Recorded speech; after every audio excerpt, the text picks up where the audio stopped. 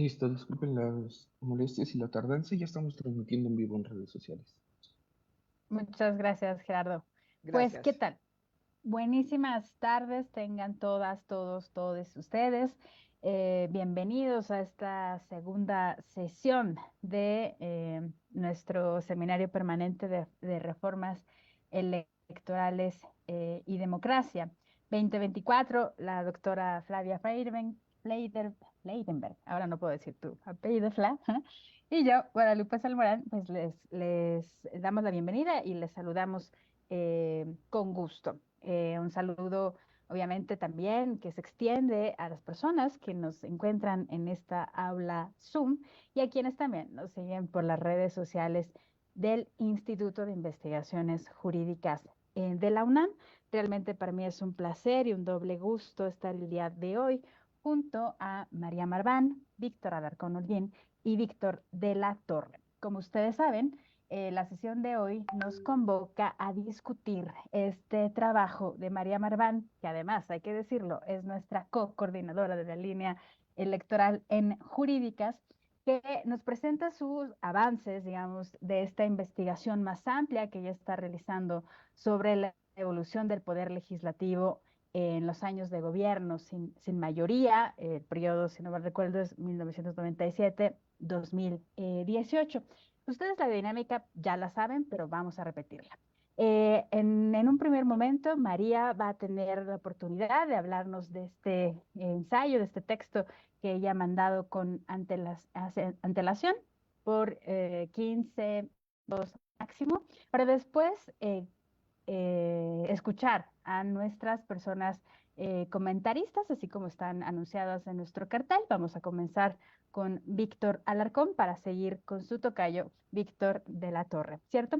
Em, Después de estas primeras intervenciones, María tendrá la oportunidad de reaccionar a estas observaciones, inquietudes, dudas que salgan con motivo de su trabajo, para después abrir una o dos rondas de participaciones generales de las personas que se encuentran en esta aula Zoom, pero también de las personas que nos eh, hagan llegar sus inquietudes y sus dudas por las redes sociales. Vamos a estar muy atentos para cachar todos sus comentarios. Pues bien, sin más, le vamos a dar la palabra y de nuevo, bienvenida, María. Muchísimas gracias. Gracias por la oportunidad de presentar un trabajo en este seminario. Creo que ya es el cuarto año o más, Fla. Y Sí. la verdad es que pues uno siempre aprende y enriquece los trabajos a partir de estas discusiones. En ese sentido es una maravilla que sean trabajos inéditos.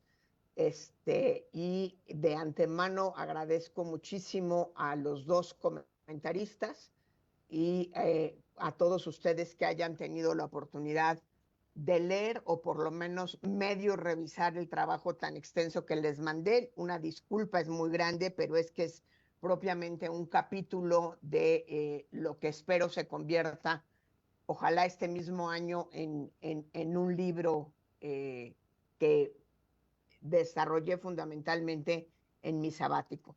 Sin más, les pido compartir pantalla y otra vez no la encuentro. Ay, qué barbaridad.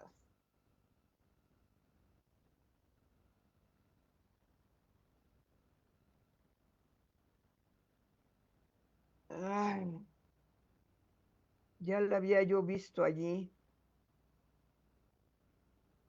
Ahí está. Compartir, entramos a modo presentación y ahora sí Buenísimo. ya la están viendo, ¿verdad?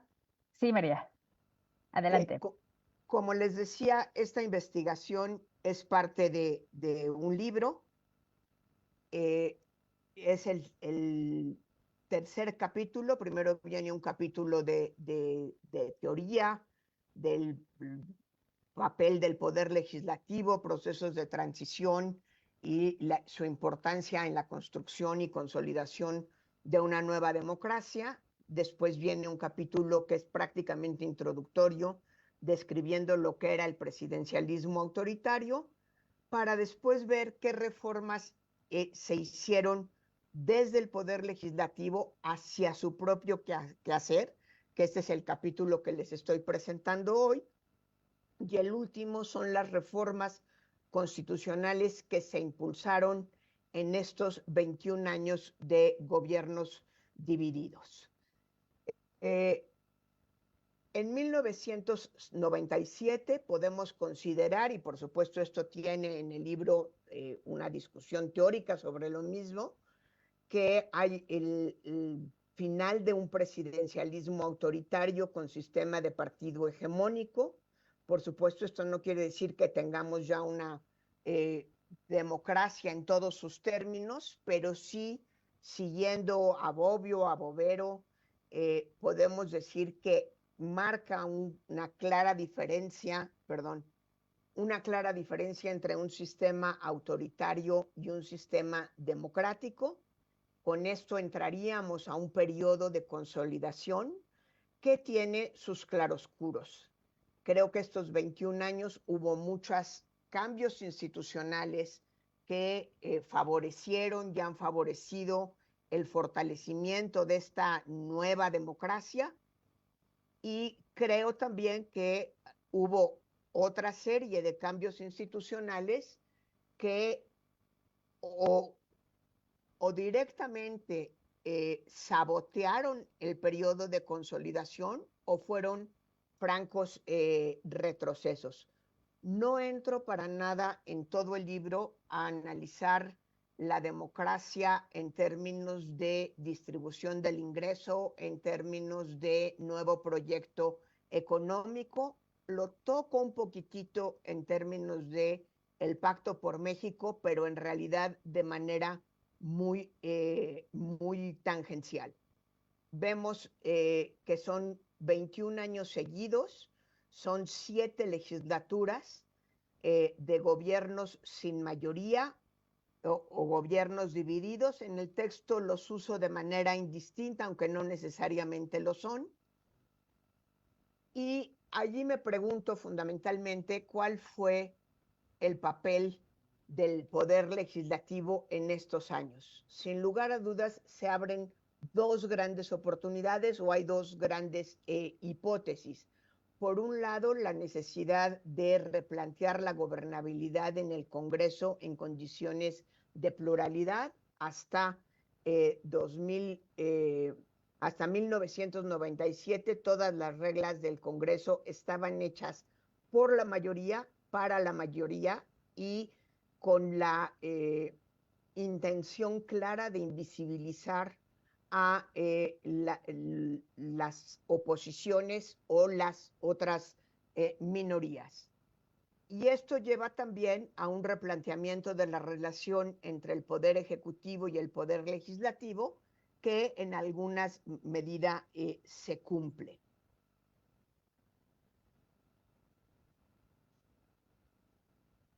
¿Y ahora qué pasa? Ya vi. Perdón.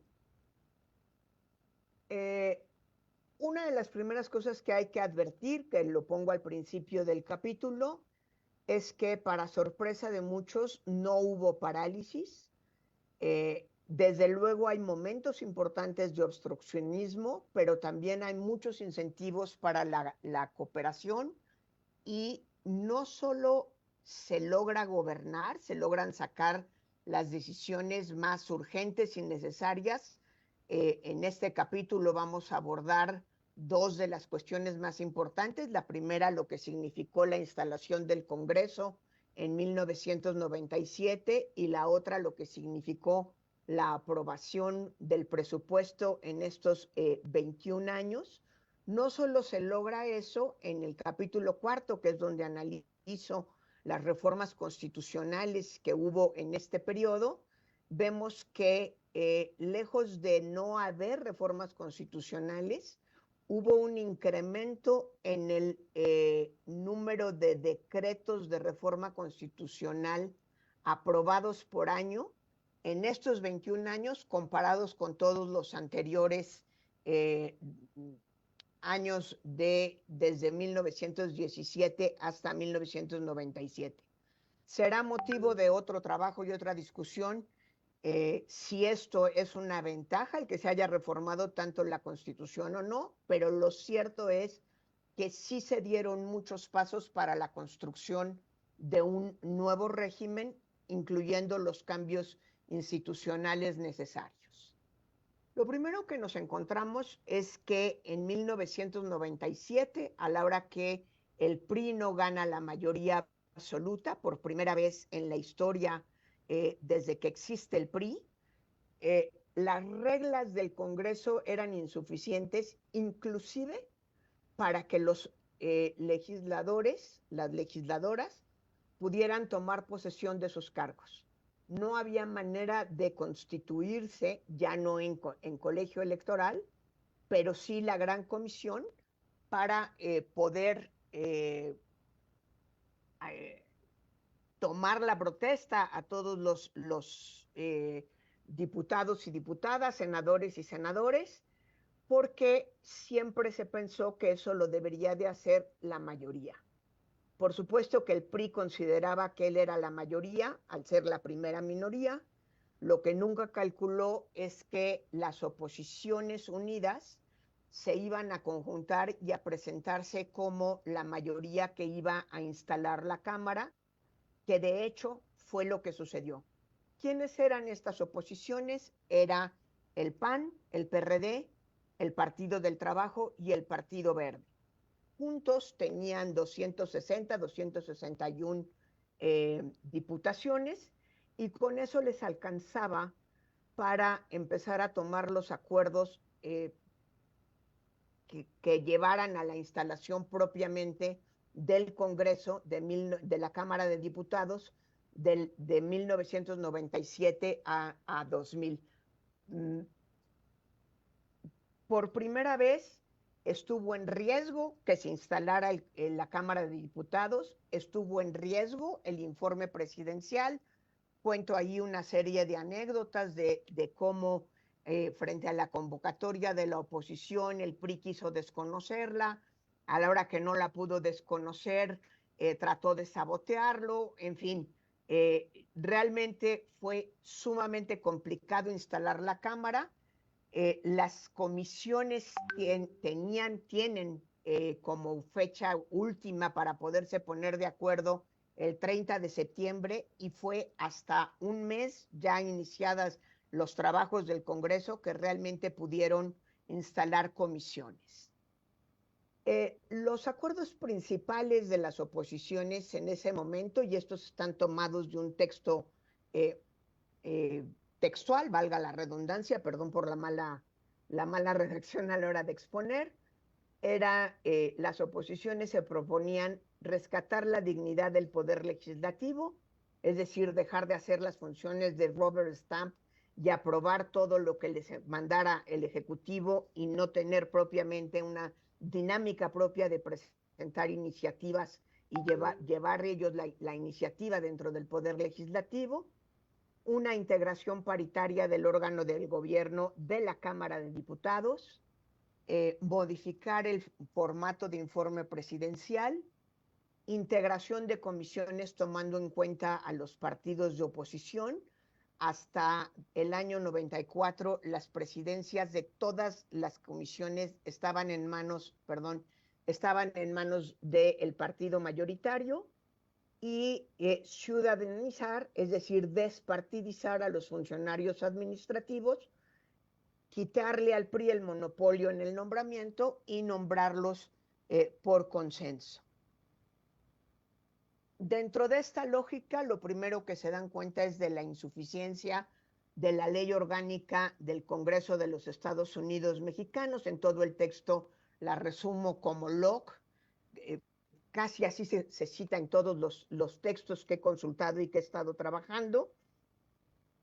En 1979 ya se había hecho una nueva ley orgánica del Congreso, justamente para dar cabida a la nueva pluralidad que salía de la reforma electoral de 77. En 94 se le hacen reformas importantes para darle más espacios a las oposiciones, aunque siguen siendo insuficientes. En muchos textos, inclusive los propios textos del Congreso se refieren como la nueva ley orgánica del Congreso. No hay tal, simplemente son reformas importantes, pero reformas. Y estas reformas pues no alcanzaron en 97 para tener los acuerdos suficientes para instalar el Congreso.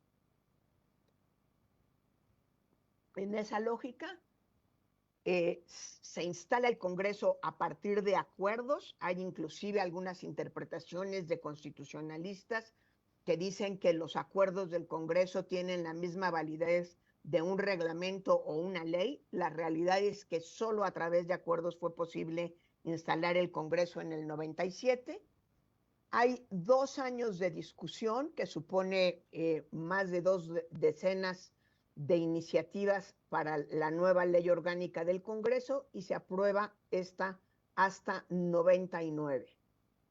Esta nueva ley del Congreso supone cambios muy importantes y tristemente vemos que en 2006 ya empiezan a darse otra serie de cambios que podemos clasificar claramente como retrocesos en el proceso de fortalecimiento del poder legislativo.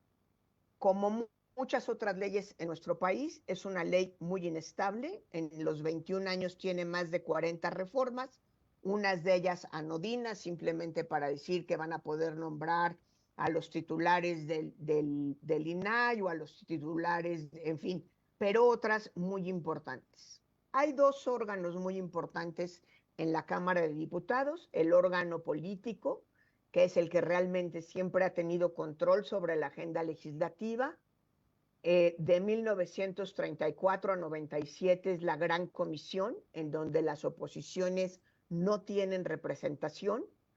En 94 se crea la Comisión de Régimen Interno Político, que convive con la Gran Comisión para tratar de medio incluir a las oposiciones, pero realmente hasta que se crea la Junta de Coordinación Política tenemos una representación de todos los grupos parlamentarios y una presidencia rotativa en caso de que los gobiernos no tengan mayoría. Me voy apurando. La mesa directiva, que debería de ser la más fuerte en los congresos tradicionales, como pudiera ser Gran Bretaña o Estados Unidos, son en realidad, es el cuerpo que lleva la dirección del poder legislativo. En México adquiere fuerza en 99, por primera vez las mesas dejan de ser mensuales y son anuales, y a partir de 2006 hay una partidización de la mesa directiva que se convierte en un espejo de la Jucopo, lo cual, como pudieron leer quienes hicieron el favor de leerlo completo, empieza a generar problemas graves para ponerse de acuerdo. Hay un fortalecimiento fuerte del trabajo en comisiones en los 21 años, se convierten en auténticos espacios de deliberación y eso creo que no hay que regatearlo. Las presidencias se reparten entre los partidos. La ley del 99 propone realmente muy pocas comisiones, lo que favorece el fortalecimiento, y a partir de 99 hasta la fecha no han hecho sino incrementarse, lo cual se lee en toda la teoría parlamentaria como un proceso de debilitamiento de las comisiones. A más comisiones, mayor debilitamiento.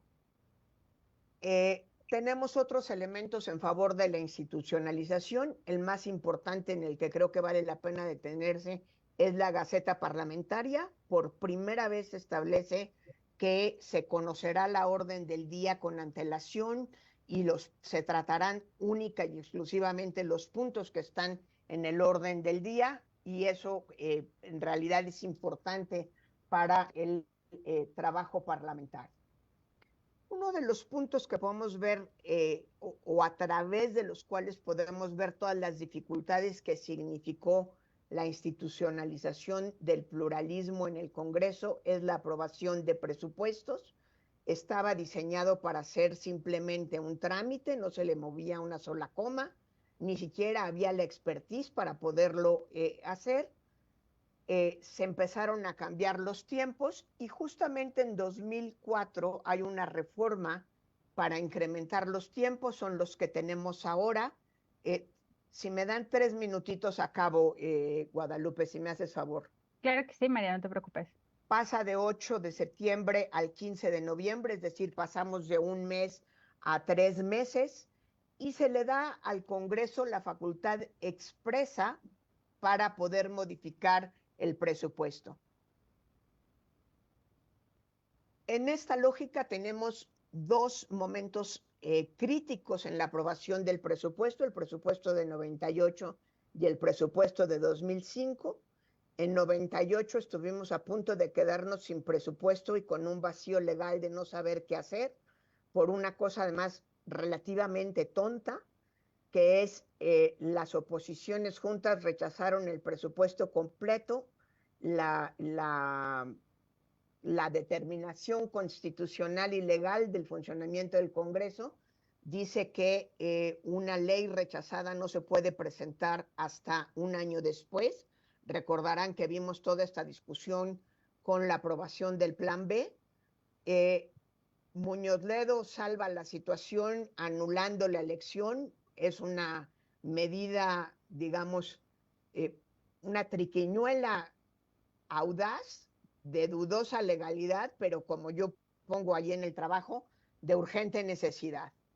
En 2005 fue uno de los años en los que más se ha discutido el presupuesto frente a la nueva facultad dada por la Constitución de poder modificar el presupuesto. Los diputados, las diputadas se dan vuelo, crean programas, anulan programas, eso provoca una discusión muy importante entre si el presidente podía vetar el presupuesto y esto lleva a una controversia constitucional.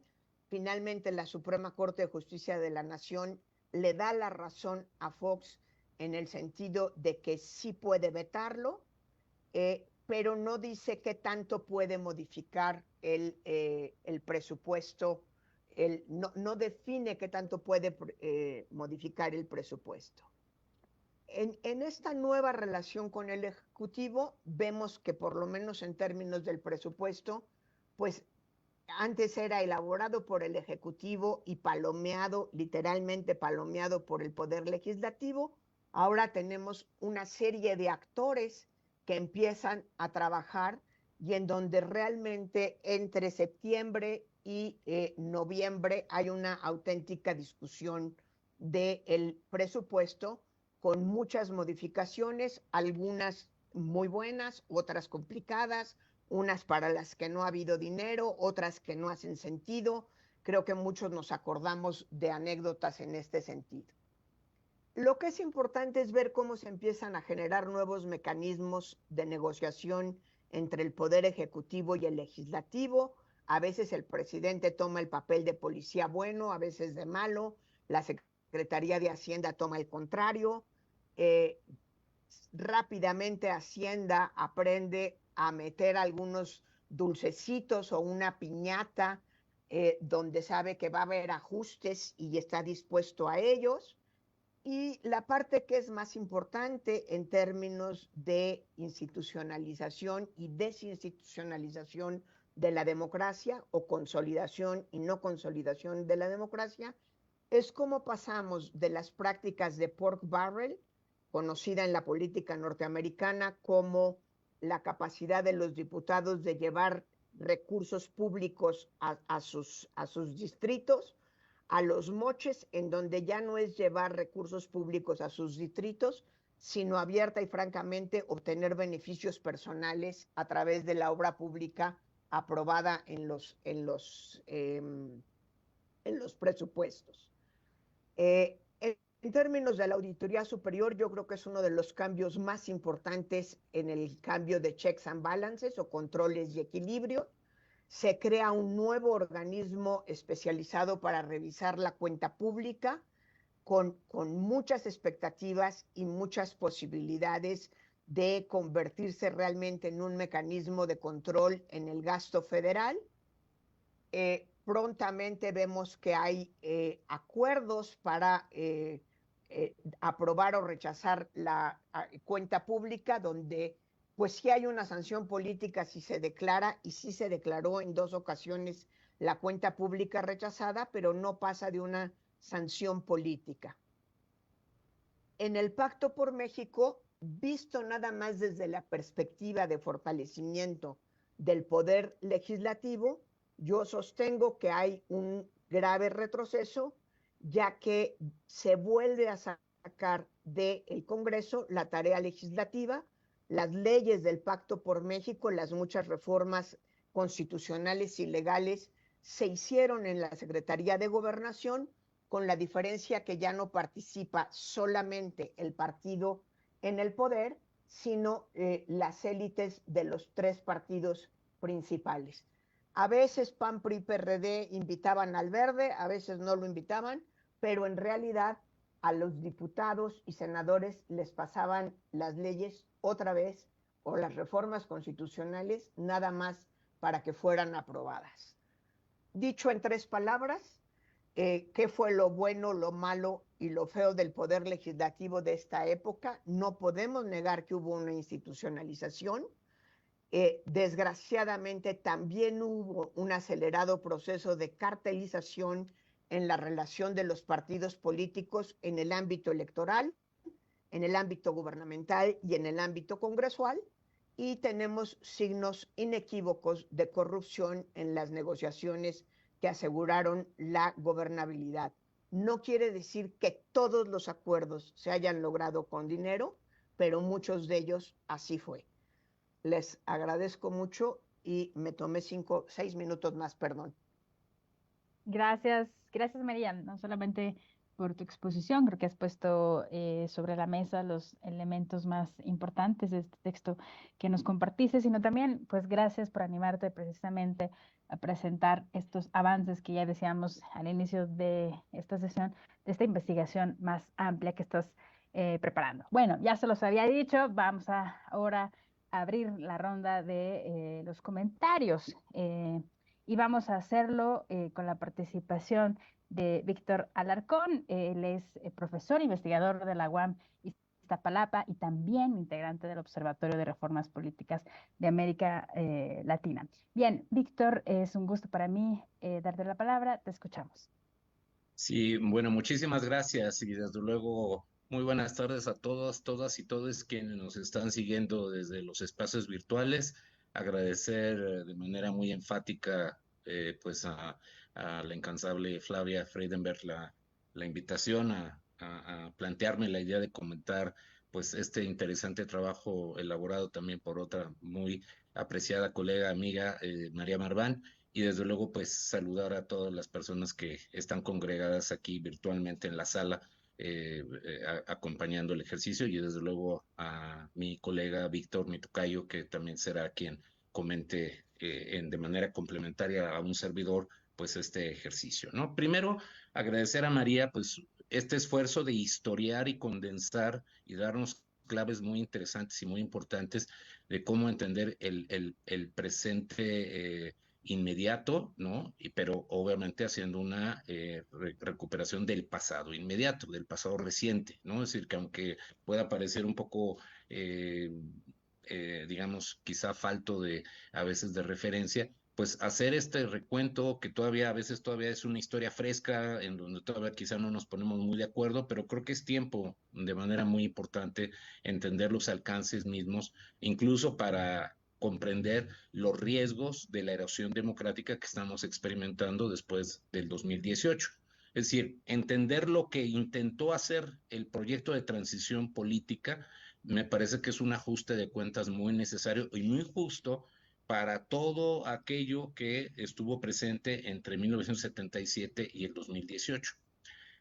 Dicho esto, y digamos, tomando en cuenta el documento de María, independientemente de la espléndida presentación que nos mostró ahorita en pantalla, yo yéndome directamente al documento, pues ciertamente mis observaciones corresponderían un poco primero al plan original que ella nos presenta de cómo es la estructura de su material, Entonces, en ese sentido, desconociendo puntualmente el contenido o el tratamiento de los capítulos 1 y 2, sino este tercer capítulo, yo sí estaría en la idea, digamos, de precisar quizá esta división cronológica, una periodización que a lo mejor ayudaría a mejorar, digamos, la forma del acercamiento de tu tesis principal. Es decir, ¿en qué sentido? La tesis principal de María plantea de que hay un punto de inflexión importante con la reforma de 1996 y la manera en que la construcción democrática o la consolidación del régimen democrático inicia a partir de este momento, más la alternancia del año 2000. Un planteamiento que también yo le había leído y también retoma María de prácticamente del argumento de Pepe Woldenberg, es decir, la transición terminó en este lapso de tiempo y lo que ocurrió después del 2000 fue el intento de consolidación no fraguado, no consolidado, en función de precisamente la cartelización. Es decir, María ya nos da una clave de por qué fracasa la consolidación de este proyecto que se da entre el 2000 y el 2018. Es decir, creo que ahí hay una cuestión y creo que entonces sería muy adecuado que la estructura de periodización fuera de 1977 a 1996, ¿no? Y de 1996-97 a 2018. Creo que el texto podría ganar como más limpieza desde el punto de vista de qué es lo que se trató de qué tipo de autoritarismo intentamos salir entre 77 y 96 y el intento de régimen democrático que se empezó a tratar de construir de 96 a el momento actual, ¿no? Es decir, hasta el 2018, ¿no? En este arco de tiempo que el proceso electoral, perdón, el proceso de cambio de régimen político intentó hacer durante estos años. Entonces, eso sería un primer elemento. El segundo elemento que yo encontraría son algunos datos que creo que pueden reforzar mucho la caracterización que María, insisto, ha hecho de manera muy puntual en su documento. Primero, algunos rasgos que dentro del diseño institucional que sí creo que fueron relevantes. María puso mucho énfasis sobre la ley orgánica. Pero creo que también es muy interesante ver cómo en 2010 se dieron la construcción de los dos reglamentos, el reglamento de Cámara de Diputados y el reglamento de Cámara de Senadores, que no se mencionan en el texto y que de alguna manera intentan consolidar precisamente el funcionamiento orgánico que muy bien está descrito en el documento, ¿no? Otro elemento también que sería interesante ver cómo en el contexto de la reforma del 2014 está la cuestión de cómo enfrentar la cartelización de los grupos y de los partidos en el reparto abierto de las posiciones a las que empieza a generar este diseño que surge después del 99, que sería precisamente la ley de gobierno de coalición. Es decir, la ley de gobierno de coalición que sí se plasma en la reforma constitucional del 14 no termina por cristalizarse y eso lo dejó vetado en un sentido fáctico el presidente López Obrador porque no se ha hecho la ley reglamentaria de esta reforma constitucional del 14. Ese también es otro aspecto que en teoría rompe con el intento de respuesta que los partidos en el marco del Pacto por México trataban de formalizar la cartelización, es decir, previendo entonces sí la continuidad de los gobiernos divididos, es decir, lo que podría salir o no del electorado. Claro, esto quedó borrado con el resultado electoral del 18 y el regreso a estas prácticas que empiezan realmente a afectar de manera muy notoria el desempeño del Congreso tal y como lo conocemos después del 18. Pero el intento de ley de gobierno de coalición sí iba en esa lectura de cómo intentar hacer esta cuestión, ¿no? Otra cuestión que me parece muy interesante es cómo María intenta darnos una lectura de los rendimientos del modelo. Es decir, yo aquí sí me voy en una lógica de politólogo e incluso de lector de políticas públicas. Es decir, ¿qué resultados reales ofreció este modelo? Es decir, efectivamente reformas constitucionales, una nueva lógica de acuerdos, etcétera, pero como bien señala María, una gran hiperactividad de producción de iniciativas, pero quizá poco reflejado en el número de iniciativas aprobadas y en el tipo de campos y materias que estaríamos viendo.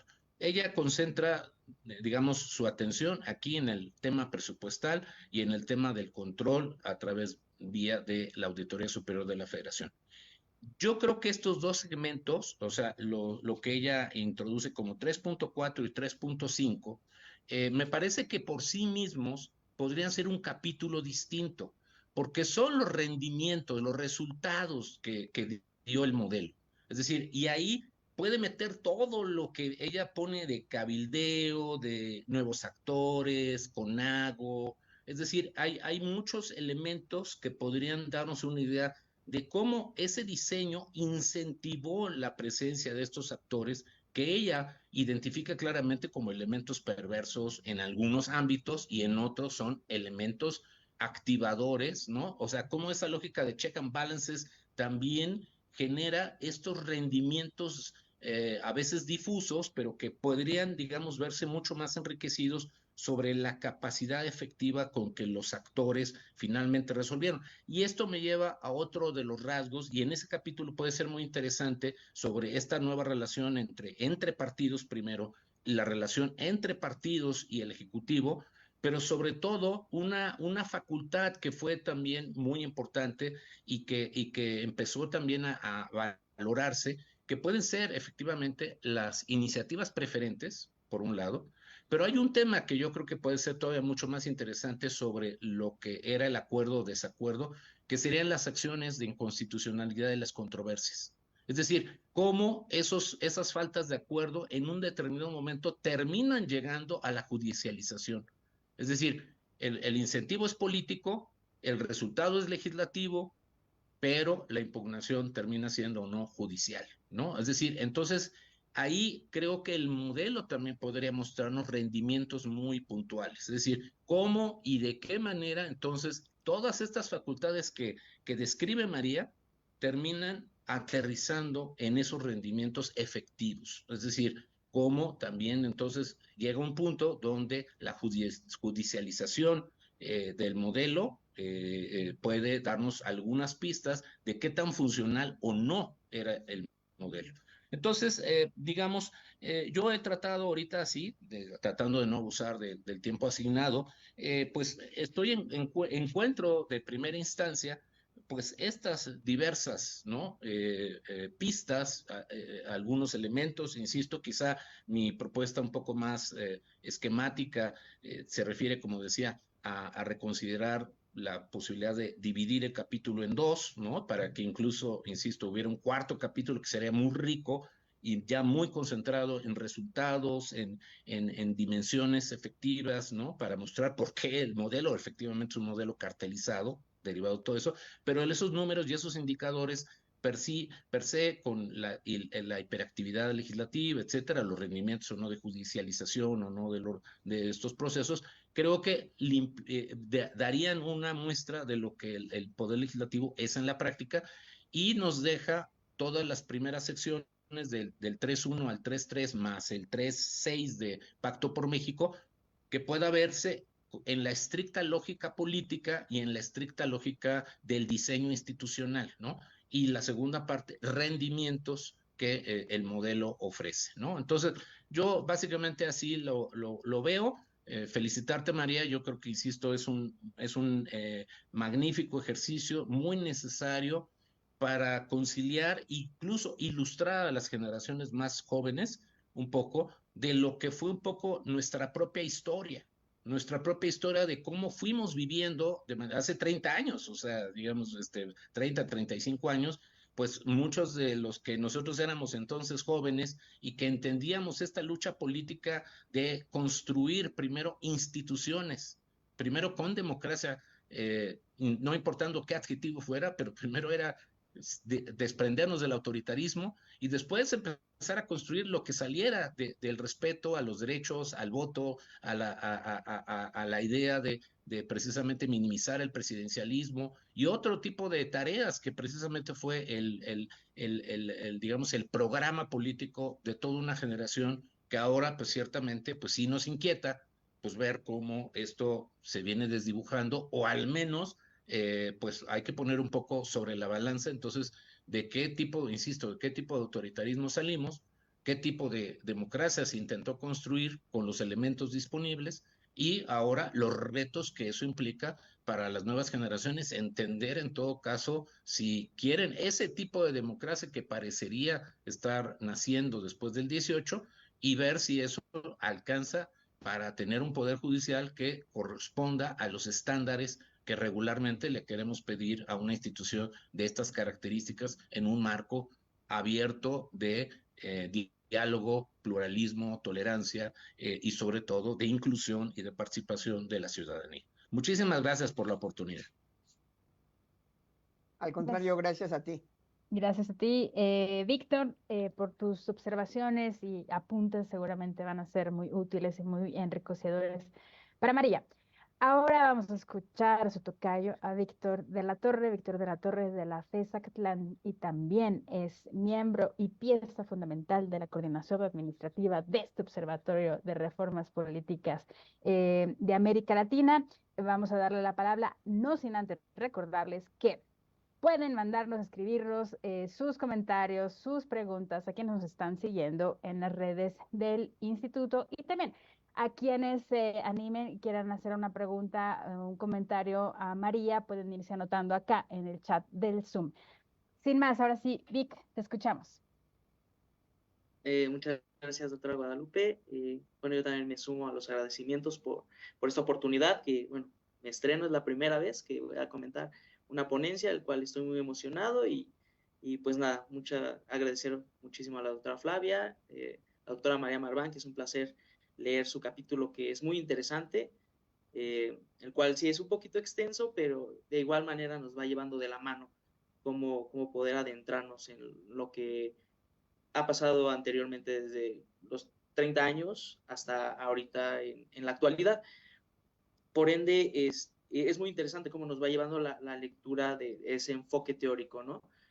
Dando esas ciertas características por el cual México se va siendo desde un partido hegemónico autoritario a un partido de régimen democrático. Entonces, en ese sentido es muy, muy importante y muy interesante cómo nos va adentrando la doctora. Otro punto, bueno, tengo dos preguntas importantes que me gustaría mencionar hacia el trabajo de la doctora, que el cual es muy, muy interesante. Es una de ellas, bueno, adentrando y leyendo, que menciona esta situación de México, ¿no? ¿No sería importante o pertinente para su trabajo hacer como un estudio comparado sobre este fenómeno, como para ver si hay algunas similitudes, ¿no? Bueno, en primer medida sobre si, bueno, en democracias jóvenes como México, como identificar si hay en otros países en América Latina esa transición, ¿no? De que pasaron de un partido hegemónico a un partido ya a un partido hegemónico a un régimen democrático, ¿no? Ver si existe esas secuelas, ¿no? De que si puede trascender o no. Esa es una de mis preguntas que, no sé, a lo mejor en el libro más adelante podría enriquecer o no, ¿no? En la investigación. Otro aspecto importante sobre, bueno, la lectura que leí es sobre la posibilidad, ¿no?, que tenían los presidentes al entrar en un régimen democrático, de que ya no podían, o ya no era muy fácil que se establecieran sus propuestas, ¿no? Ya que antes, pues, siendo un partido hegemónico, las propuestas siempre entraban al legislativo y ya solamente se aprobaban. Y ahora que cambió ese sistema, es mucho más complicado que se establecieran, ¿no?, que se aprobaran.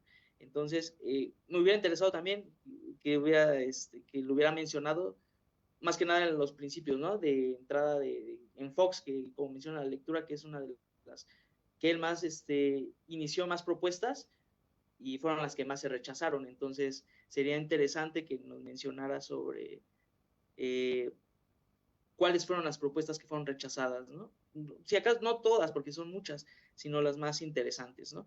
Las que hubieran tenido más, las que tienen más revuelo, eso podría hacer que viniera bien en el texto, aunque bueno, a decir la verdad, sí lo menciona hasta el final, sí hay una apartado en donde menciona que sí hay cuáles fueron las reformas que no se implementaron, y ya después, como menciona, el Pacto por México estableció otras estrategias, ¿no? Con otros partidos para que se fueran aprobando y generando un poquito más de unión. Y bueno, ¿qué más? Y pues nada, leyendo la lectura, hubiera sido más interesante también si hubiera mencionado como, por ejemplo, un resumen del inicio de la lectura y las conclusiones, ¿no? Para ver más o menos el argumento de cómo se está identificando, pero bueno, sabemos que es un capítulo de un libro y es mucho más extenso, ¿no? Entonces ya cuando lo tengamos terminado va a ser un placer poderlo leer y seguir compartiendo, ¿no? Las inquietudes que puede presentar este tema. Y bueno, sin más, igual reitero los agradecimientos y pues nada, muchas gracias. A ti, Víctor, muchas gracias por animarte en esta tu primera vez a hacer comentarios y también preguntas al trabajo de María. Seguramente ella ha tomado nota y te pregunto, María, si ahora te regresamos el micrófono para que puedas reaccionar a estas primeras observaciones, comentarios, inquietudes que se te han planteado, en lo que vamos recogiendo las participaciones de quienes estén interesados en también hacerte una pregunta. Te escuchamos. La idea me imagino que es una respuesta más o menos corta, ¿no? Sí. Ok. Bueno, antes que nada, muchísimas gracias a los dos Víctors por su lectura, por sus comentarios. Justo le decía yo ahorita a la doctora Freidenberg, creo que una de las distinciones y valores importantes de este seminario son los dos comentaristas. Déjenme plantearlo así con mucho respeto a los dos comentaristas, un comentarista senior y un comentarista junior.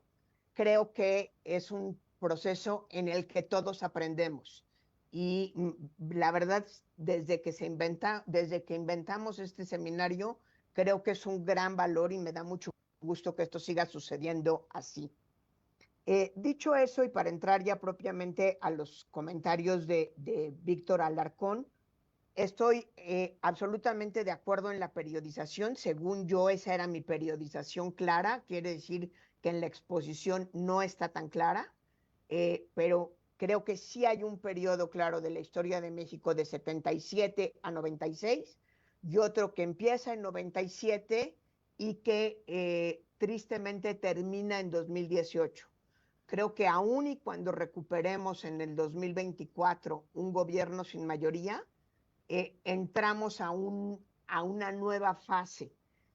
Vale la pena además distinguir, dado que mi trabajo central es sobre el papel del legislativo en la consolidación democrática, que son los únicos 21 años de la historia de México, desde el siglo XIX hasta ahora, en las que se da esa característica en el que el presidente no tiene mayoría en el Congreso y la institucionalización sigue, es decir, no hay una ruptura, no hay una revolución, no se genera una nueva constitución, para bien o para mal, pero son 21 años pues que ya podemos considerar como únicos en la historia de México. No sé si irrepetibles, ya veremos qué sucede. ¿Sí? Tienes razón, falta ponerle fuerza al argumento de los reglamentos. No es excusa, pero me pasó lo que pasa en todos los años sabáticos. Primero me tardé mucho más de lo que yo esperaba. De hecho, yo quería hacer digamos, mi proyecto original era una primera parte del poder legislativo y una segunda parte del poder judicial, que es fundamental. Y apenas alcancé a hacer la primera parte. El epílogo que ahí ven anunciado lo que dirá es, en el futuro haré lo relativo al Poder Judicial, que desde luego no puedes entender estos 21 años sin la importancia del Poder Judicial, que además ahí me voy a tener que meter no a 21 años, sino a 28 años, porque en estos 6 años, quien ha contenido la desdemocratización del sistema político mexicano ha sido precisamente el Poder Judicial. Entonces, ahí estoy absolutamente consciente. En lugar de un año sabático nos deberían de dar 3, con el triple de dinero y 2 o 3 ayudantes de investigadores. Pero tienes toda la razón, o sea, no puedo decir más que tienes razón. Fíjate que el gobierno de coalición no lo metí aquí y tengo que revisarlo, está metido en las reformas constitucionales, porque en realidad es una respuesta a esta partidocracia y a esta cartelización. No es lo mismo cartelización que partidocracia, pero que se queda en el tintero, porque cuando pudo haber funcionado, se gana con tal mayoría que pues, se convierte en completamente irrelevante. Veamos ahora cuáles son los resultados electorales del 24. Hay un compromiso de la candidata de la oposición de impulsar un gobierno de coalición si es que ella llegara a ganar. Yo creo que hay varias cosas que vamos a ver funcionar este sexenio que van a ser muy interesantes.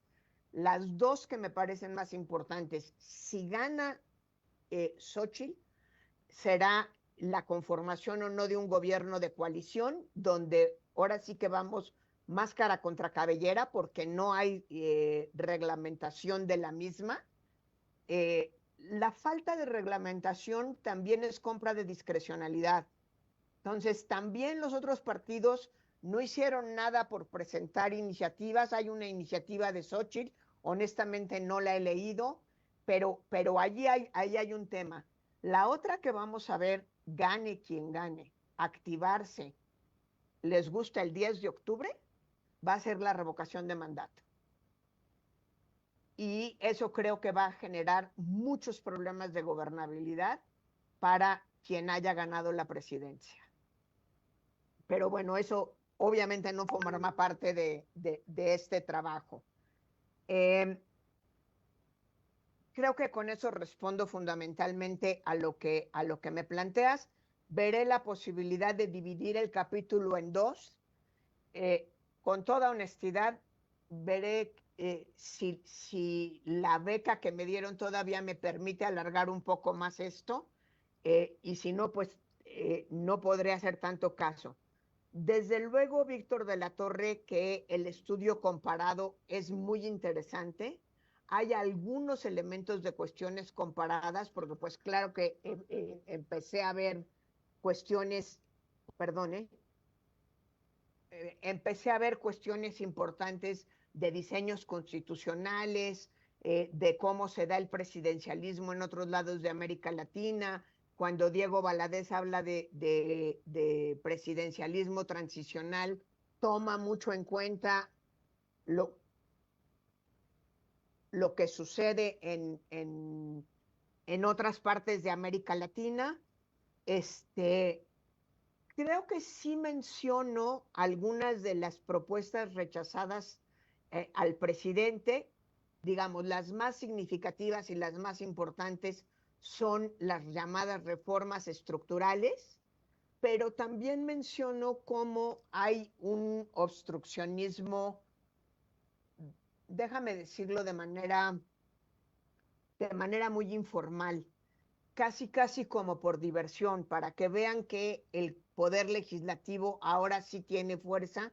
Y uno de los ejemplos que pongo es, pues ahora no te vamos a dar permiso de ir al extranjero, la verdad, porque no nos da la gana, ¿sí? No lo dicen así, le ponen todos los adornos que tú quieras, pero la realidad es que no era otra cosa que una demostración de fuerza del poder legislativo al poder ejecutivo, y entonces viene la contrarrespuesta en donde se dice, bueno, para salir menos de 7 días ya no tiene que pedir permiso, solamente si va a ir más de 7 días, pero aunque salga 7 días sí nos tiene que pasar un informe, y es ese estira y afloja en donde, aunque sea una cosa que aparentemente es muy nimia, se empieza a fraguar una nueva relación entre el poder legislativo y el poder ejecutivo.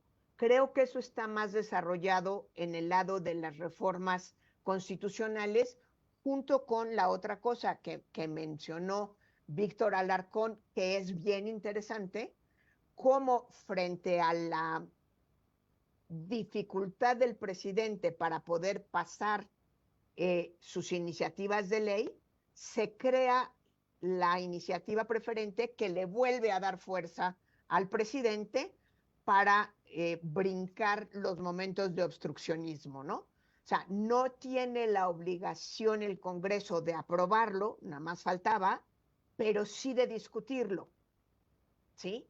Y creo que no hemos llegado a un fortalecimiento importante del poder, déjame plantearlo diferente. Creo que mientras los diputados y senadores sigan pensando que la parte más importante de su trabajo es presentar iniciativas de ley, no importa lo importantes que sean, o otra vez lo digo aquí en confianza y con mucho respeto al poder legislativo, o lo babosas que sean, porque hay cosas que verdaderamente son de vergüenza que se presenten, mientras no haya allí un proceso de profesionalización en el trabajo de presentar iniciativas, creo que eso debilita al poder legislativo, no lo fortalece.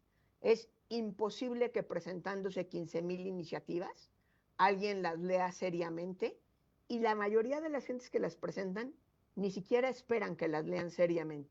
Hay inclusive un vicio que se puede demostrar, y quienes se han dedicado a estudiar al poder legislativo lo han hecho en otros ejercicios.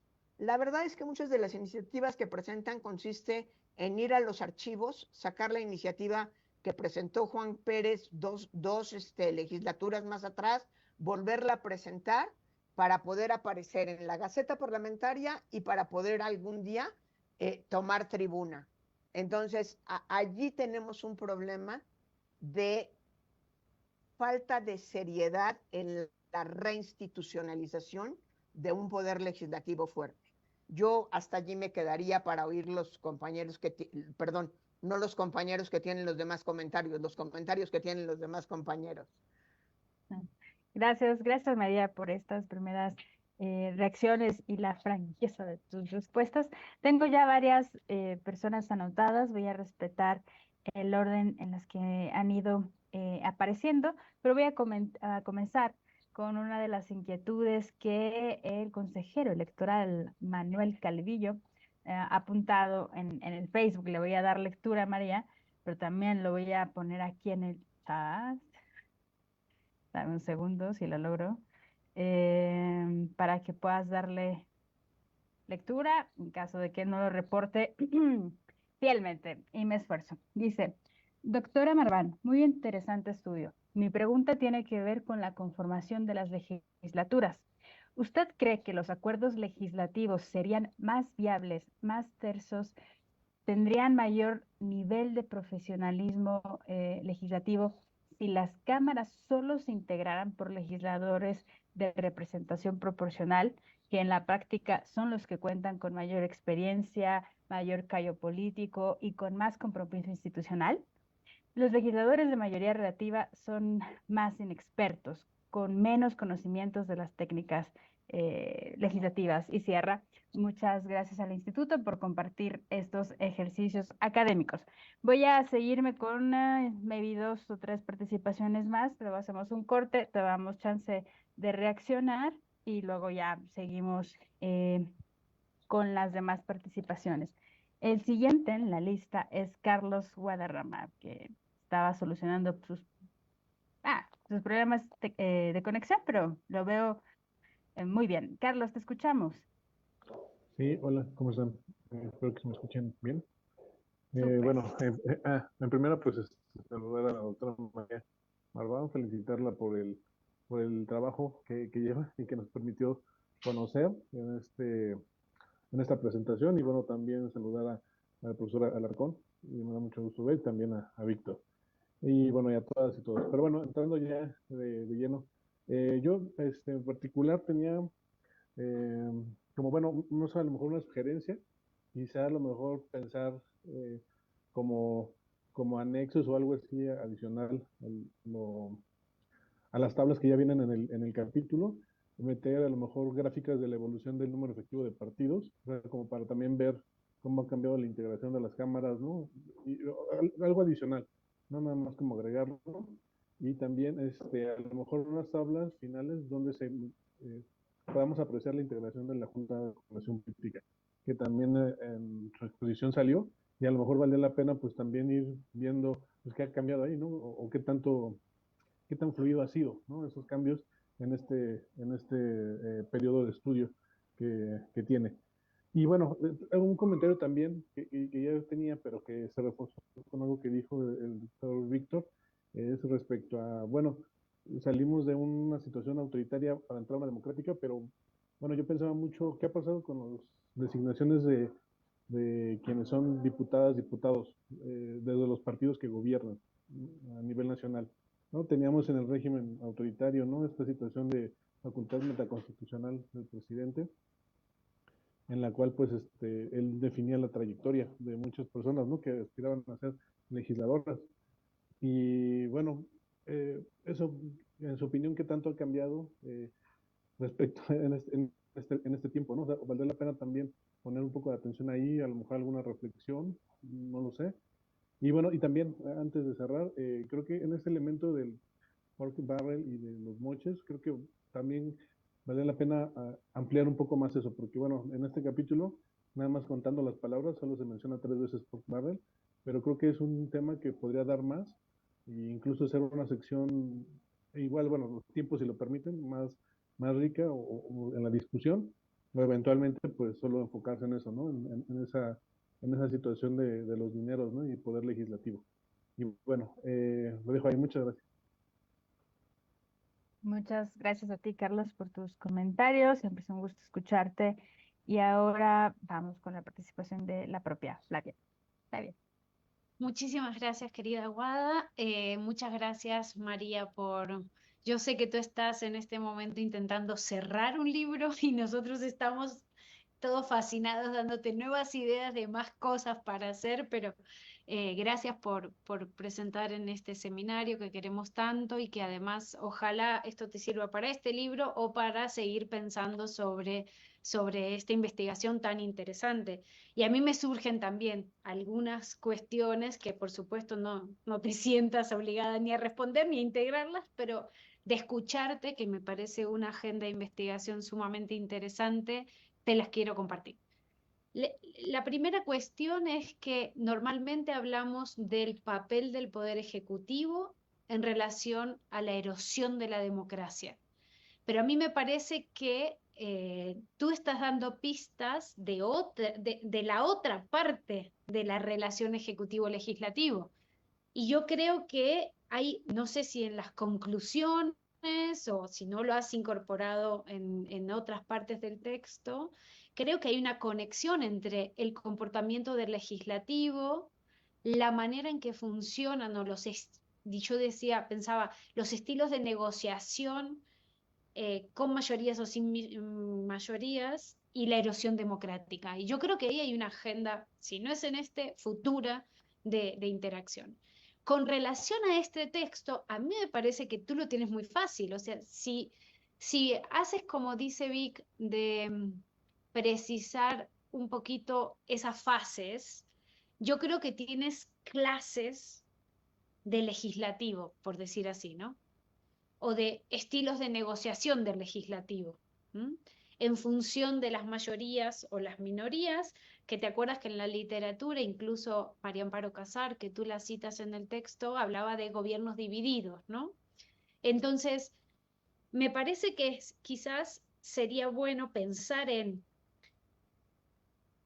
poder etiquetar la manera en que funciona el legislativo en cada una de esas fases, ¿no? De definirlas, ¿no? Pensando cómo esos comportamientos se diferencian en función del estilo de negociación, es decir, es lo mismo el estilo de negociación cuando esos, esos partidos están en mayoría o en minoría, cuando son partido de gobierno que cuando partido de oposición, en esas fases que tú estás mirando, ¿no? Yo incluso haría una tablita para aclararlo, ¿no? En una tablita donde diría, en esta fase el comportamiento fue así y delimitaría esos criterios, ¿no? Claro, todos te van a decir, lamento decirte, querida amiga, que y el 2018 queremos el libro del 2018. O sea, ¿qué pasó con todo esto después del 2018? Porque me parece que ahí hay otra, ¿no? Otra fase que sería interesante pensar, ¿no? Esa es la tercera temporada. La tercera temporada, ¿no? Sí, total. Entonces, a mí me parece que esta conexión entre el papel del poder legislativo, la relación con la erosión de la democracia o cómo esos estilos de negociación potencian, o sea, van más en el sentido de el ensanchamiento del poder legislativo por usar las categorías que se usan para pensar el ensanchamiento del poder ejecutivo como uno de los indicadores que se suelen pensar en la literatura de retroceso o backsliding de la democracia, ¿no? Y cómo esto, en el fondo, te configuran diferentes tipos de presidencialismo, ¿no? Porque tú empezaste la intervención diciendo había un régimen de un sistema de presidencialismo autoritario. Y yo dije, ostras, ok, va, acá empieza, ¿no? Qué lindo, qué interesante. Y yo me pregunto, ¿cómo ahí estamos mezclando régimen político con forma de gobierno? Presidencialismo es forma de gobierno. Autoritario es régimen político, o si quieres, sistema político. Yo creo que esta categoría, en el desarrollo de esas fases, tú deberías ir diciendo, bueno, cómo se cruza ese presidencialismo con el sistema político. Esto es muy mexicano, porque en general me parece a mí, no sé, ustedes se acordarán más, pero normalmente no se cruza el presidencialismo con el sistema político. Si estás en el sistema político democrático, ahí hablas de presidencialismo, pero cuando no es democrático, como que no solés hablar de la forma de gobierno. Pero aquí se cruzan estas dos y yo creo que esa discusión es sumamente interesante en términos teóricos. Seguramente lo tienes en el capítulo teórico, pero si no, yo ahí cosería, ¿no? Las fases con las diferentes relaciones entre forma de gobierno y sistema político. Ese sería mi segundo comentario. Y mi tercer comentario tiene que ver con un punto que más bien es más interno. Yo sistematizaría cómo son los mecanismos de negociación en cada una de estas fases con los mismos indicadores. Es decir, pensaría más teóricamente, ahora que ya tienes la parte empírica, subiría un nivel de abstracción y diría, y quizás también con una tabla, ¿no? Estos son los mecanismos de negociación. Estos se dan en esta fase, en esta fase, en esta fase, porque eso creo que te podría ayudar a encontrarle la categoría a cada una de los, o sea, cada uno de los estilos de negociación que se dan en cada una de esas fases. A mí me parece sumamente interesante, te quiero felicitar por ese año sabático maravilloso que va a dar de resultado un libro, ¿no? Y un aporte importantísimo a la discusión y animarte a que sigas y que nos cuentes cómo fue, qué pasó entre el 2018 y la actualidad. Y aprovecho para agradecer a mi querido amigo Víctor y a mi querido Víctor, a los dos, por acompañarnos hoy, porque siempre es hermoso escucharles y aprenderles. Gracias. Gracias, Flap, por estos comentarios también. Siempre es un lujo. Tus observaciones, yo diría, María, hagamos un primer corte para después seguir con las demás participaciones, para que puedas un poco reaccionar con calmita. Todavía nos faltan unos minutos de discusión eh, para la retroalimentación que has recibido. Te devuelvo la voz. Muchísimas gracias. Otra vez gracias por los comentarios y trato de responderlos de manera más o menos puntual. Consejero Calvillo, yo creo que la profesionalización del Congreso no pasa por representación proporcional o mayoría relativa. En principio, a mí me gusta la idea de los congresos mixtos, la he defendido y la seguiré defendiendo, y frente a la reforma electoral propuesta, digamos, seré parte de los cruzados por defender el sistema mixto. Lo que sí creo es que urge una profesionalización del trabajo parlamentario.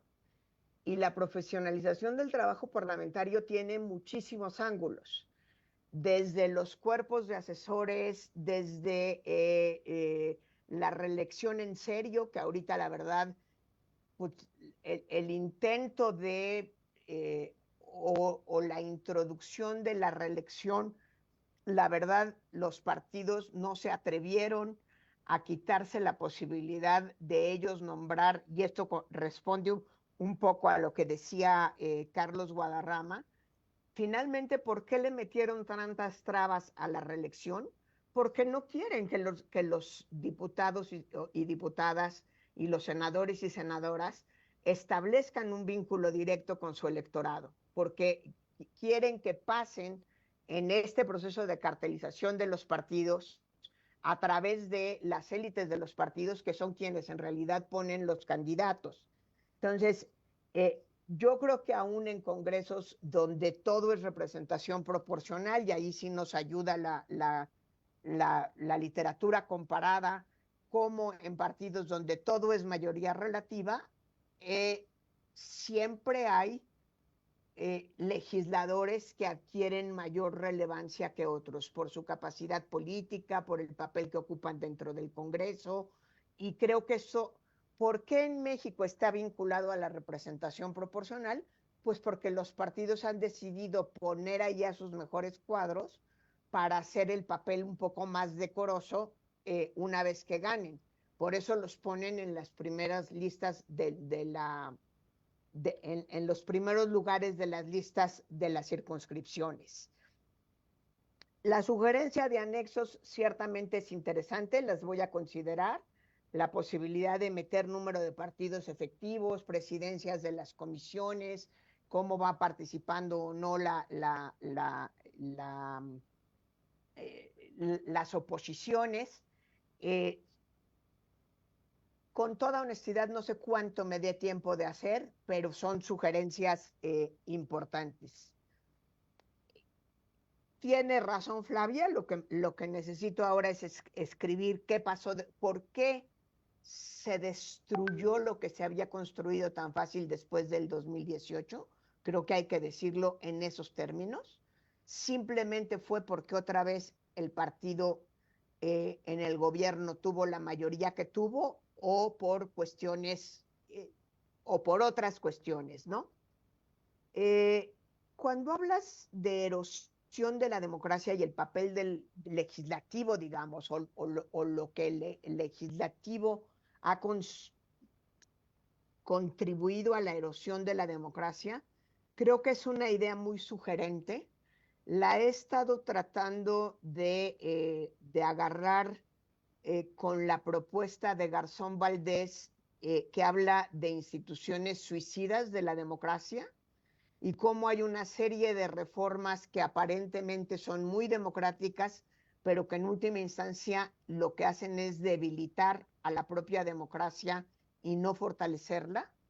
Y creo que en México lo que sucede es que esta cartelización de los partidos en última instancia obedece a la lógica suicida de la propia democracia vista en términos de Garzón Valdés. Es una idea que me ha resultado muy sugerente, que ya la podremos ver y discutir con el libro completo. Tienes razón, presidencialismo autoritario pareciera ser que estoy combinando una forma de gobierno con un régimen. Creo que en la parte teórica y en la parte del primer capítulo pongo claramente que hay dos regímenes, el autoritario y el democrático, y eso no es una idea propia, es una idea que fundamentalmente quienes más claramente la sostienen son Bobbio y Bovero. No me dejará mentir aquí la alumna de Bovero que está presente. Y el propio Kelsen, claro que sí. Bueno, empezando por Kelsen, por supuesto, ellos retomando a Kelsen, y dentro de un régimen hay diferentes formas de gobierno, que puede ser presidencial o autoritaria. Retomo la discusión, no estoy de acuerdo con Linz diciendo el presidencialismo está condenado a fracasar y el parlamentarismo tiene mucho mejores probabilidades de ser realmente un régimen democrático. Esa discusión sí la tomo y creo que es importante. A lo mejor en la paginita que les mandé debí de haberlo explicitado más, pero sí lo leerás en el libro. Gracias, gracias María por estas reacciones, por estos comentarios, estas respuestas. Vaya, y ahora sigo con mi listilla, corríjanme si me equivoco. Tengo en esta siguiente ronda a Uriel, a Raúl Vega y a Fabiola Osorio. Comenzamos contigo, querido Uri. Hola, pues muchas gracias y saludos a todos y a todas, espero que estén muy bien. Entraré de lleno justo con el capítulo que me ha parecido bastante interesante para dar cuenta de estos 21 años de gobierno sin mayoría y el papel del legislativo. Yo pensaría un poco en el capítulo a partir de esto que comentaba la doctora Flavia, que es traer un poco más a colación es toda esta teoría de la división de poderes y la parte de los partidos políticos, para entonces hacer un match que seguramente desarrollaste en los primeros 2 capítulos del libro. Es como para no olvidar un poco esa parte teórica. Hacia el final, y como ya también lo mencionaba Carlos Guadarrama, hablar un poco de estas cuestiones que tienen que ver con corrupción y transparencia, que son prácticas que se han observado dentro del legislativo y que nos das cuenta de algunos casos en específico. Podría ser, y dada el tiempo y la extensión del capítulo, enlazarlo un poco con las cosas de deliberación, es decir, cuando hay ciertos momentos en los que nos dices que el legislativo tenía pocas comisiones y que la oposición no podía participar, creo que hay una cuestión de no están deliberando. Y en los pocos lugares donde había esas opciones para participar, no están deliberando, que sería una cuestión, creo que de fondo dentro de una democracia. Y en una cuestión más de estructura del capítulo, la sugerencia es que a lo mejor se agreguen más subtítulos dentro de los subtítulos para ordenar un poco el texto. Me refiero a las distintas versiones de la ley orgánica del Congreso y cuando hablas de algunas épocas dentro de los presidentes, es decir, cuando hablas específicamente de Zedillo, Fox, Calderón y Peña Nieto. Yo creo que subtítulos en cada uno de los presidentes ayudarían a establecer más el texto. Y específicamente a lo mejor invertir el orden del 3.2 con el 3.3, es decir, pasar el 3.3 primero y luego el 3.2, que quedaría como primero el sinuoso camino de la institucionalización y luego ya lo de mitos y realidades de gobiernos divididos. A mí al menos me haría un poco más de sentido el capítulo, pero eso es todo. Y muchas felicidades por el capítulo. Gracias, Uriel, también por tus comentarios. Ahora toca el turno de Raúl Vega. Raúl, tú ya está en el micrófono. Muchas gracias. ¿Sí me escuchan? Sí, claro y tondo. Muchas gracias. Pues primero, gracias pues, por la participación de la doctora y el capítulo. Muy interesante, es la primera vez que participo en este espacio, entonces me emociona. Y yo tengo una duda nada más, que va un poco en el sentido del comentario del doctor Víctor al principio, eh, sobre si la reforma electoral del 2014 tuvo alguna implicación en la institucionalización o en los cambios de los mecanismos de funcionamiento interno del poder legislativo. La verdad es que traigo a colación el tema, por ejemplo, cuando leí el capítulo como de la inclusión de la oposición dentro de las dinámicas legislativas y cómo, aunque se les dio espacio, no se había considerado su funcionamiento al interior del poder. Creo que pasa algo similar con la inclusión ¿no? Se abre un espacio para su participación, pero no queda, creo que, muy bien definido el funcionamiento al interior, ¿no? Digo, más allá de que las candidaturas sean o no representativas o tengan alguna funcionalidad, tengo esa duda, y como el periodo del capítulo abarca del 97 al 2008, no sé si lo excluyó justo porque no hay alguna modificación o más bien es porque a lo mejor por cuestión de tiempo ya no hubo espacio de entrarle a cuáles implicaciones habría tenido la reforma electoral del 2014. Y esa es mi pregunta. Gracias, Raúl, por esta pregunta tan concreta y clara. Y ahora toca el turno de Fabiola. Fabiola, te escuchamos. Hola, buenas tardes a todos y a todas. ¿Sí se escucha bien? Te escuchamos, fuerte y claro. Gracias. Doctora Marván, muchas felicidades por su capítulo. La verdad es un capítulo ameno, de lectura fácil y con mucha información que te permite ir entendiendo al poder legislativo, ¿no? en este periodo que abarca. Mis sugerencias van un poco sobre la articulación de la agenda legislativa con la agenda presidencial. Si usted consideraría que posiblemente la medición de las iniciativas en el poder legislativo se podrían comparar con la agenda que tiene el presidente en turno. No sé si eso se podría articular y comparar y ver comparar para ver qué tan articuladas estaban en cada periodo presidencial. Y la otra tiene que ver si también con la medición de los recursos, si ayudaría a saber el porcentaje de recursos que se designó a cada legislatura para los servicios de apoyo y de asesoría, permitiría un mejor entendimiento de esta institucionalización, de cómo se ha ido institucionalizando el poder legislativo. Y esas serían mis sugerencias.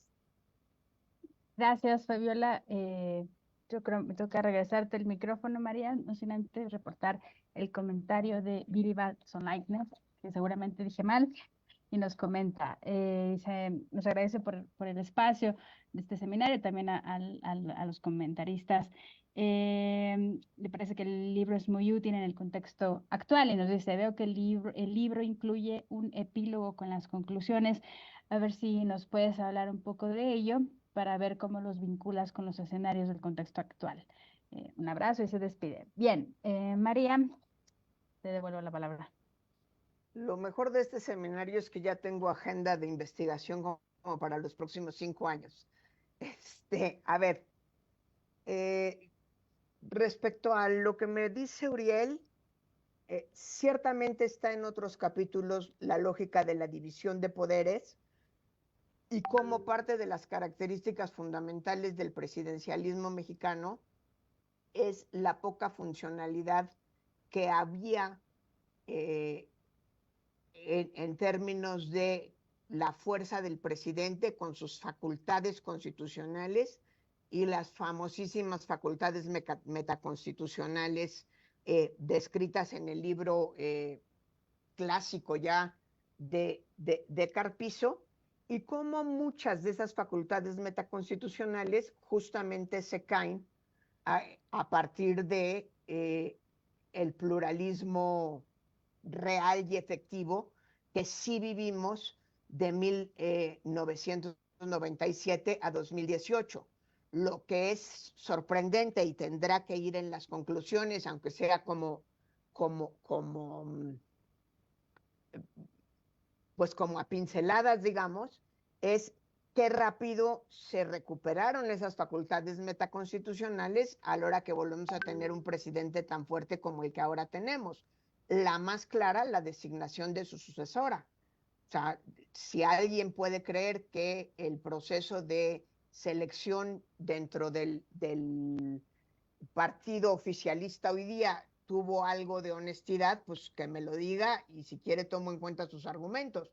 Pero claramente, una vez más, fue el presidente el que designó no solo a su sucesora, sino a buen número de las candidaturas. Y si no, habría que preguntarle a la misma Claudia.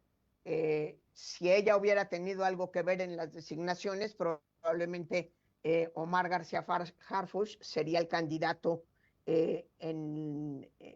ahora.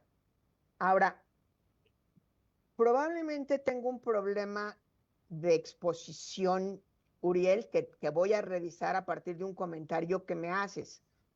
Una cosa es que las comisiones no eran un espacio de deliberación, perdón. A lo mejor sí estaban muy liberados, pero no eran un espacio de deliberación. Y otra cosa distinta es el número de las comisiones, ¿sí? La primera ley orgánica del Congreso realmente fortalece la capacidad de deliberación de las comisiones y además son muy pocas comisiones. No, siempre en la literatura que analiza los parlamentos, a mayor número de comisiones, mayor debilidad. Obviamente esto tiene un límite y no hay un límite preciso que poner. Déjame llevarlo al extremo. Si un parlamento tuviera 2 comisiones y solo 2, pues sí dices las comisiones son una locura en este parlamento. ¿De qué se tratan?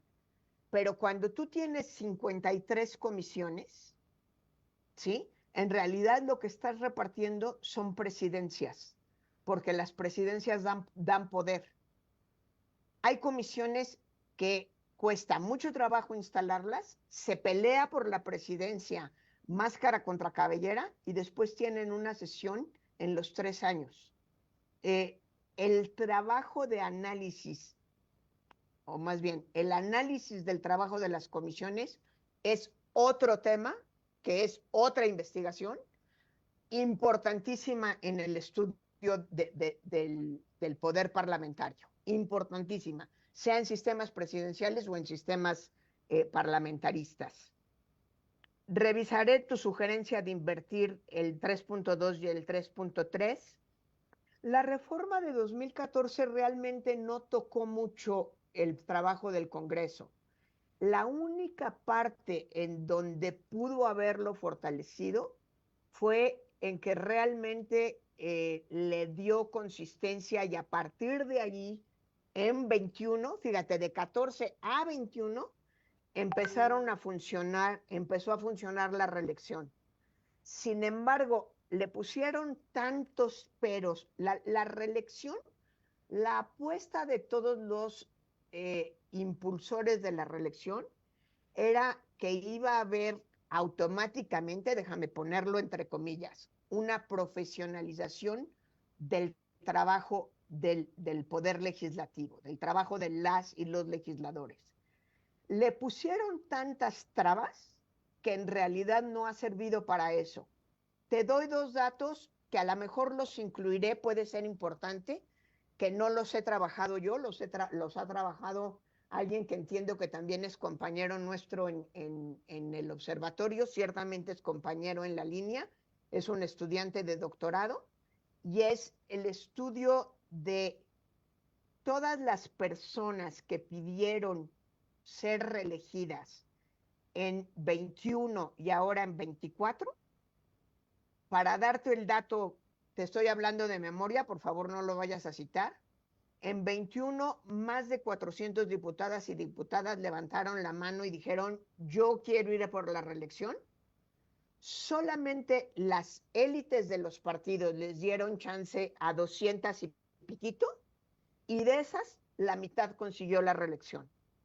Entonces, sería la única reforma que tiene que ver con el 14 que realmente podría haber incidido en el trabajo del Poder Legislativo. Pero es lo único que yo te diría. Fabiola, no entendí mucho a qué te refieres con la agenda legislativa del Congreso y de la del Ejecutivo, pero déjame tratar de responder lo que creo haber entendido, y si no me repreguntas, por favor.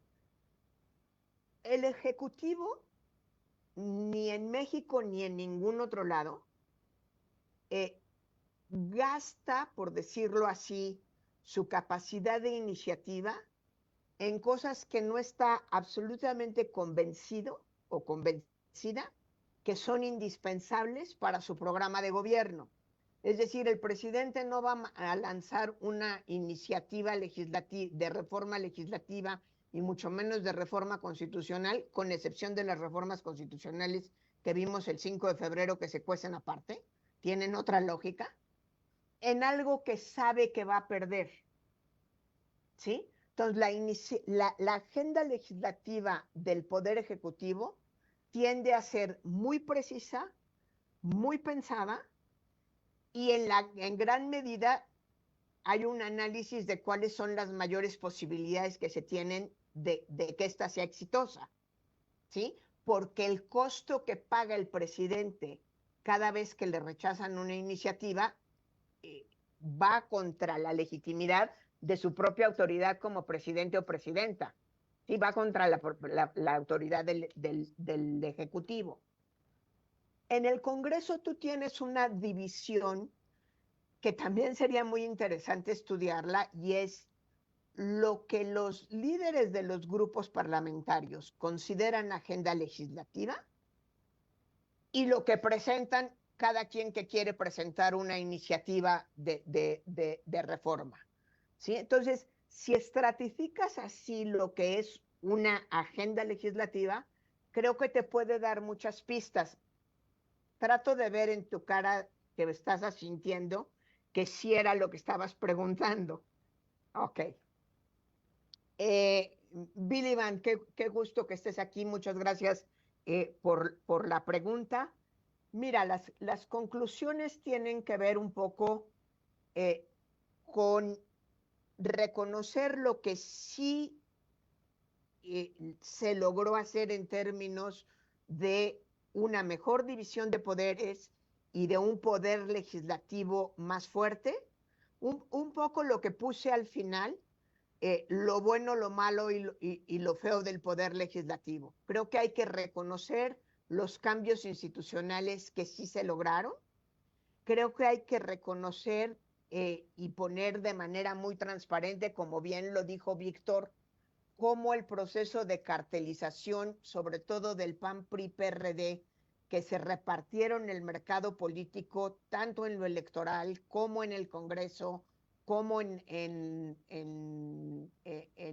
las cuestiones de gobierno, se convirtió en pues en algo que estorbó, ralentizó la posibilidad de consolidación de un régimen más fuertemente democrático, ¿sí? El epílogo un poco es un mea culpa de decir, esto no se puede entender sin estudiar el papel tan importante que tuvo el Poder Judicial reforma que empieza en 94, ahí no podemos tomar como cambio el 97, porque la reforma del 94, en la que por primera vez tenemos lo más cercano a un tribunal constitucional, es fundamental. Insisto, sobre todo si lo ves a la luz de lo que pasó después del 2018. O sea, si no hubiéramos tenido reforma, si no hubiéramos tenido tribunal constitucional, pues muchas de las reformas presentadas por López Obrador, que yo considero que son antidemocráticas, la reforma, en fin, muchísimas, habrían pasado y no habría habido quien los detuviera. O sea, realmente el gatekeeper, dice la literatura norteamericana, bueno, la literatura anglosajona, el gatekeeper de la democracia en este sexenio ha sido la Corte en su papel de tribunal constitucional. El Senado logró frenar muchas cosas que no llegaron a ser ley, pero el verdadero gatekeeper, perdón por la pochada, ha sido el Tribunal Constitucional. Y en ese sentido a mí me habría encantado de verdad decir, me voy a esperar hasta sacar el libro con el papel del Poder Legislativo y el del Poder Judicial. No lo puedo hacer por una razón muy sencilla. Al sabático me fui con una beca y eso me obliga a sacar un libro. Porque yo lo comprometí, Perdón.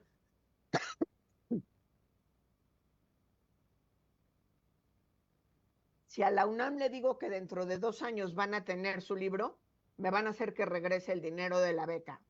Tan práctico y tan claro y tan transparente como lo que estoy planteando. Con eso cierras, ¿verdad, María?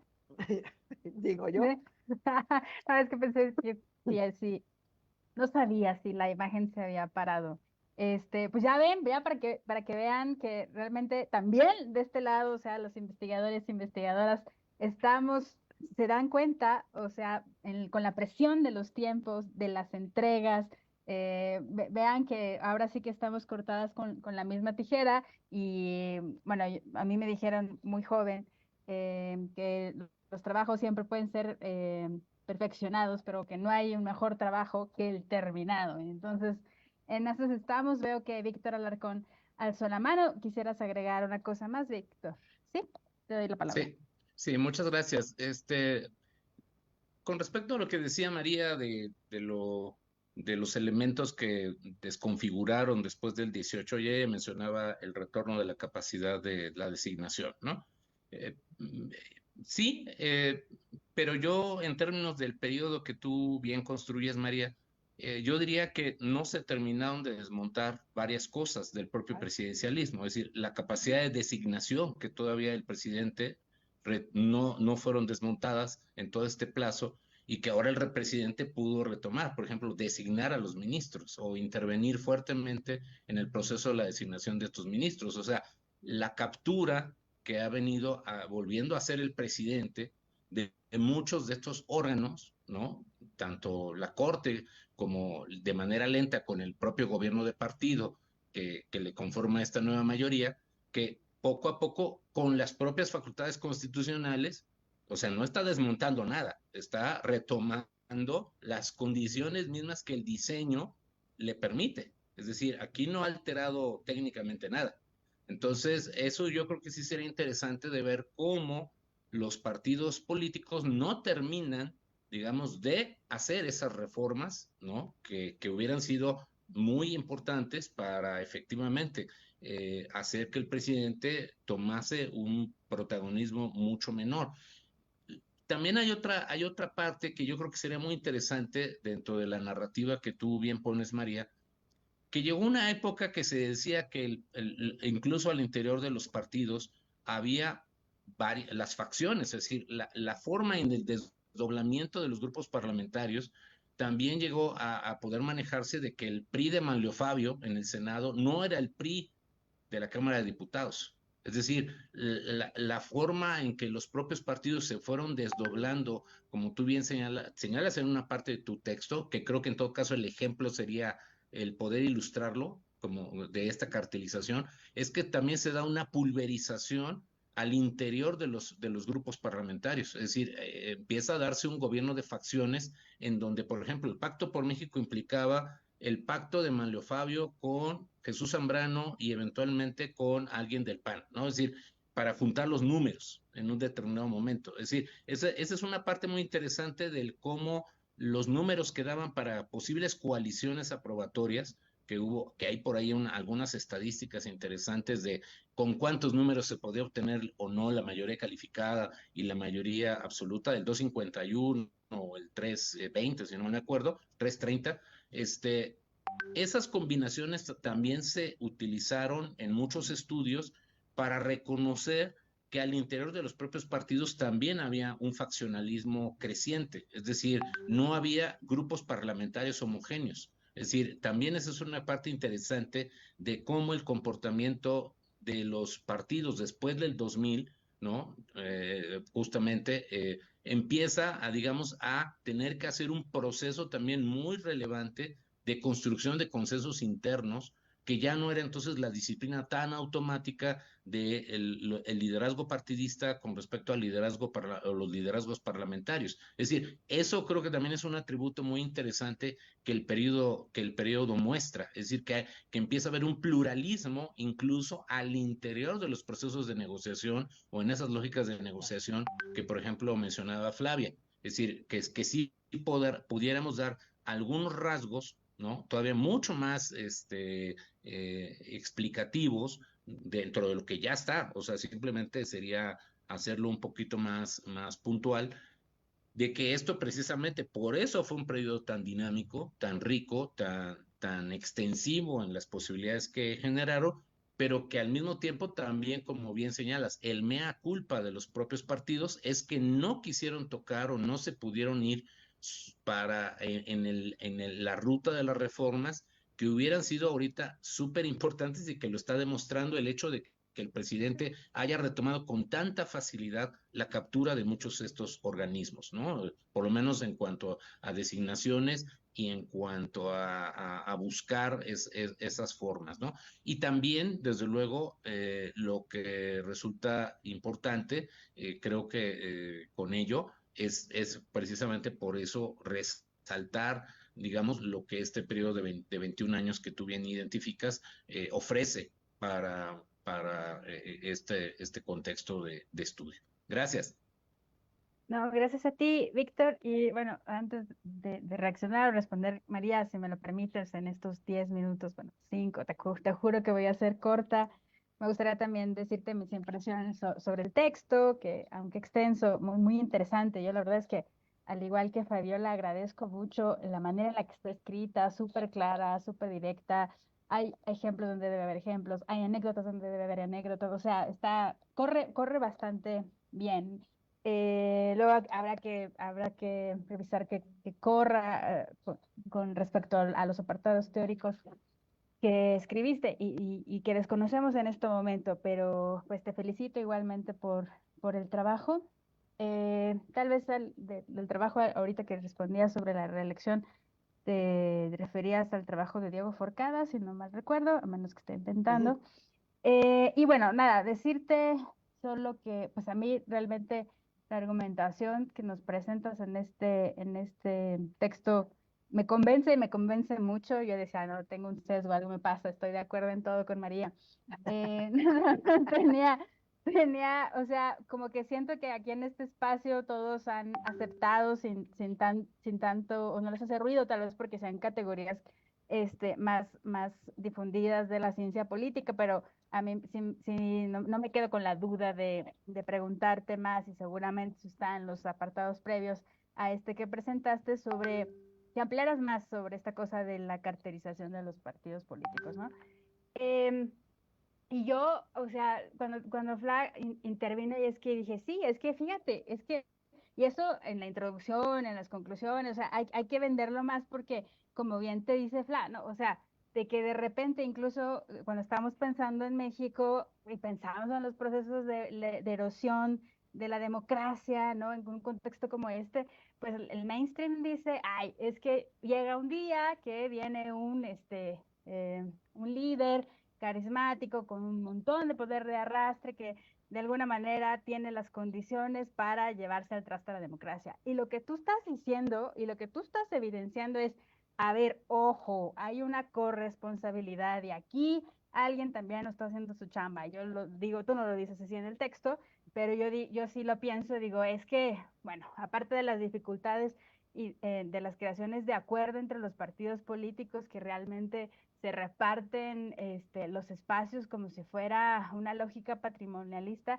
pues yo sí creo que el Congreso pues ha claudicado a su deber, ¿no? O sea, yo sé, a mí no me convence mucho que el papel principal que se destaque del Congreso sea como de control político hacia el Ejecutivo. Yo sé que la tiene, pero se nos olvida muy constantemente que pues su papel, ese es un papel que en realidad es secundario. O sea, el papel de Congreso tendría que ser la sede donde se toman las decisiones políticas. Y lo que tú estás demostrando, no solamente a partir del número de reformas, sino estás demostrando cómo al final de cuentas, por las propias lógicas instauradas entre los partidos políticos en esa sede, pues el Congreso no es el decisor, ¿no? O sea, a pesar de que hemos tenido muchos avances en términos de democratización del país, sobre todo por lo que hace a las normas de acceso al poder,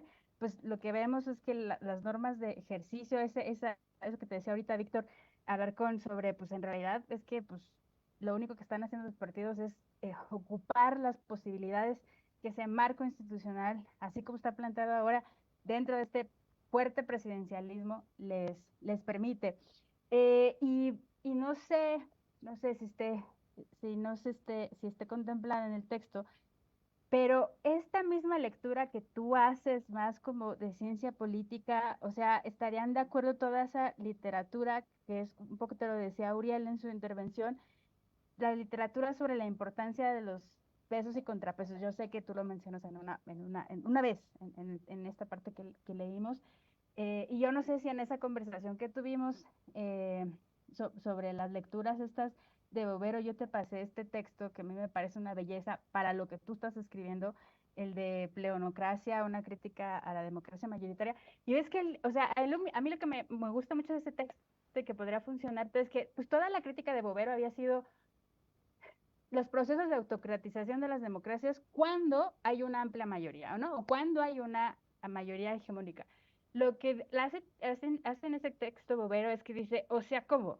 En Italia o sea, ningún gobierno ha tenido una amplia mayoría y aún así se han invertido la relación entre el ejecutivo y el legislativo a favor del primero con gobiernos divididos, ¿no? O sea, con una fragmentación del poder. Y entonces ahí se avienta una tesis que a mí me parece bonita sobre cómo muta una democracia, o sea, cómo se desdemocratiza, diría Ferrajoli, o se autocratiza, pues precisamente a partir de estos desequilibrios entre el Parlamento y el Ejecutivo.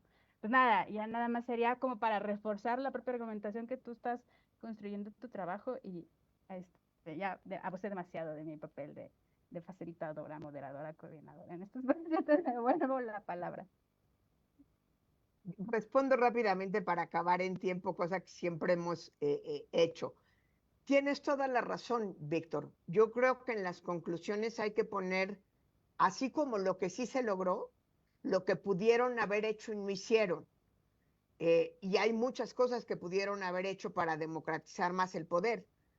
Inclusive la forma en la que en que los partidos capturan los nombramientos de los órganos constitucionales autónomos. O sea, los órganos constitucionales autónomos son producto del proceso de consolidación de la democracia.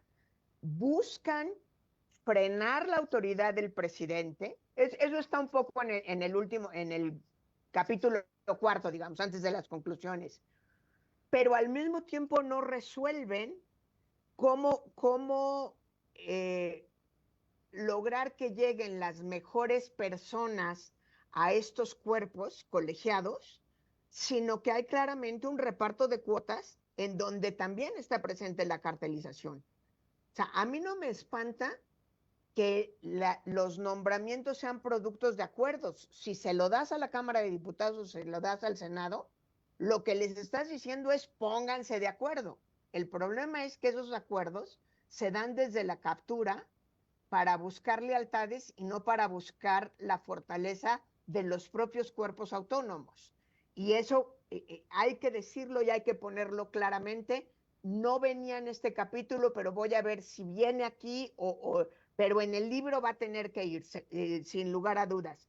Y lo que dices, Guadalupe, pues sí es muy, muy cierto.